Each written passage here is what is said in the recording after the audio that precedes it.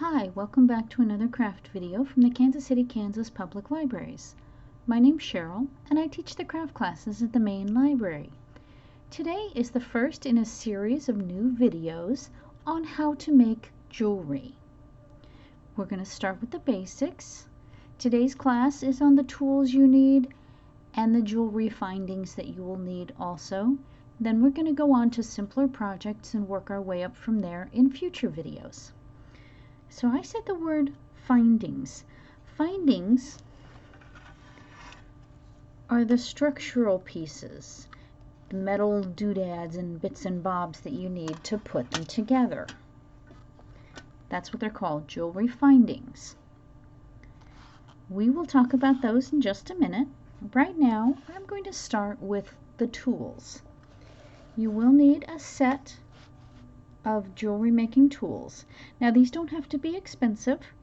All of the craft stores, Joann's, Michael's, Hobby Lobby, they all sell sets of basic jewelry making tools, and they're not very expensive.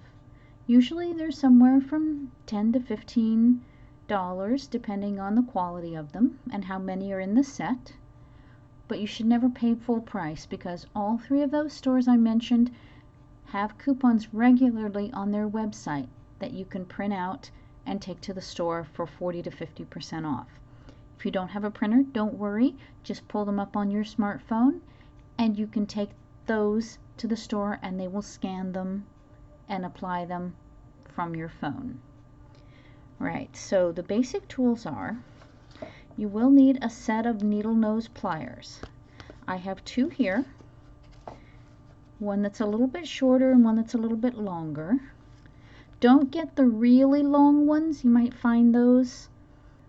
You may think that those will be good to get in the little delicate areas, but the longer the noses of the pliers are, the less they can grip at the tip, and it really doesn't make for good jewelry pliers for most purposes.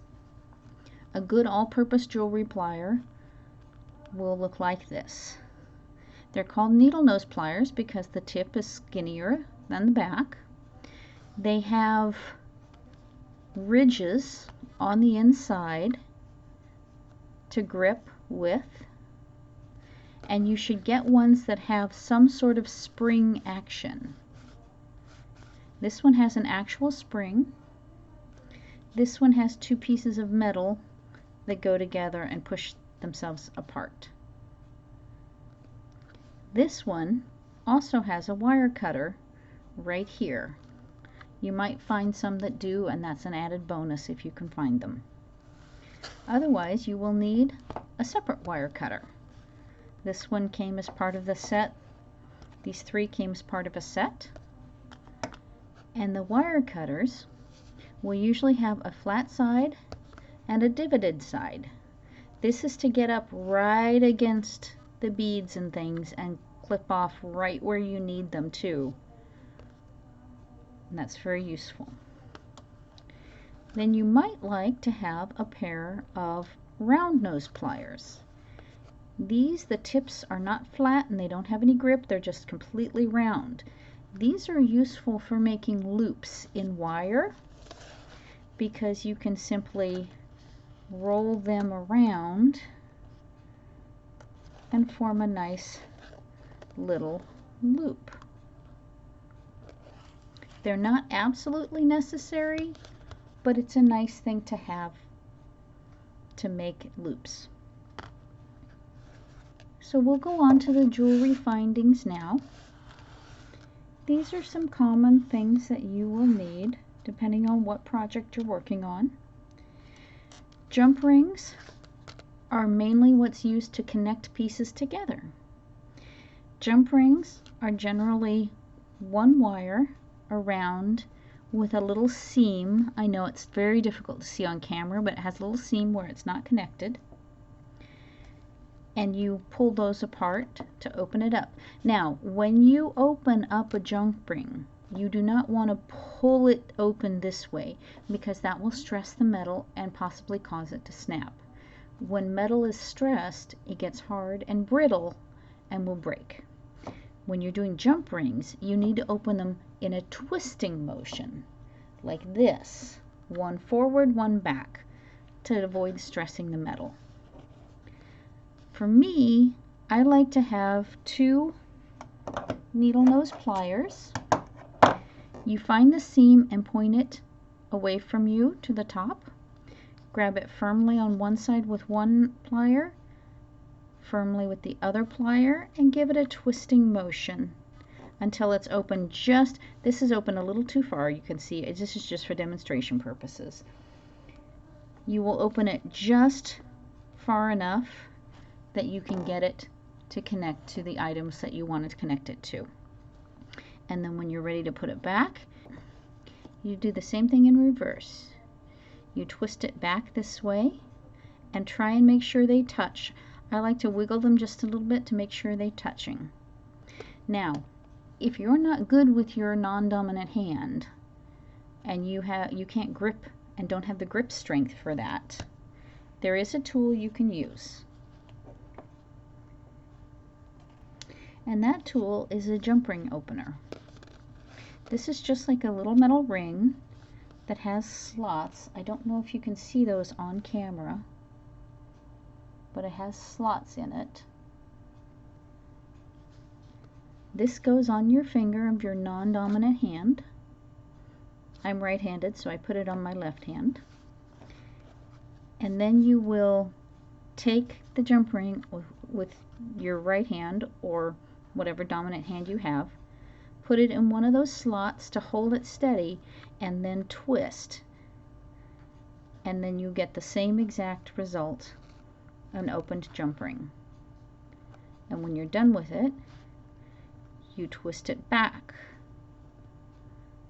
You may have to readjust your grip to get it solid.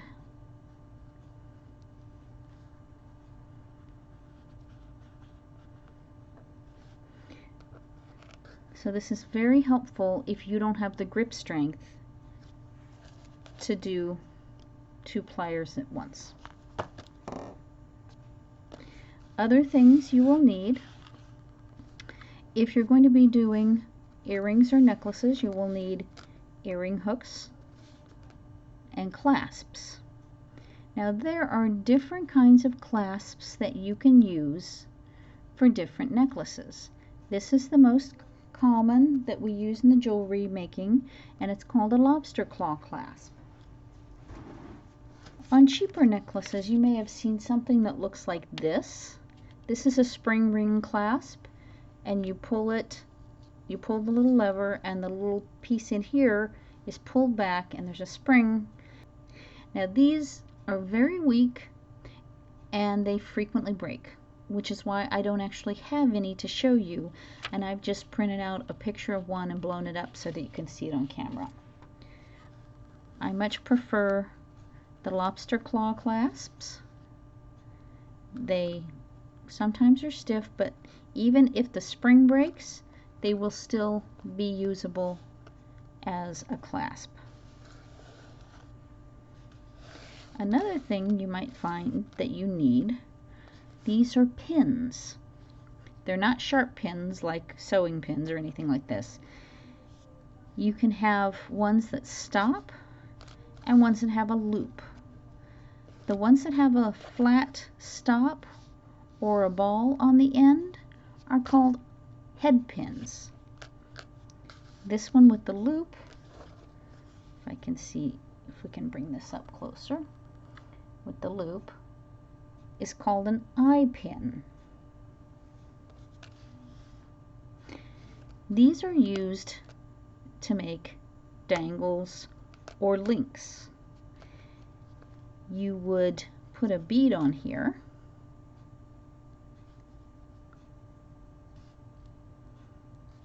then you would use your pliers to form a little loop here, and then you can hang this off of an earring. Now we're actually going to be showing you how to do that in our next video, which is how to make a simple dangle earring. There is one problem with these though. Sometimes the head is a little too small for beads that have big eye, or big holes. That has a very big hole, and if I try to put that on here, it will just slide right through. When that happens, if you're determined to use that bead, you will need to get a smaller bead with a smaller hole to put down at the bottom. Then you slide the one with the bigger hole again over top of it. Then you would form your loop.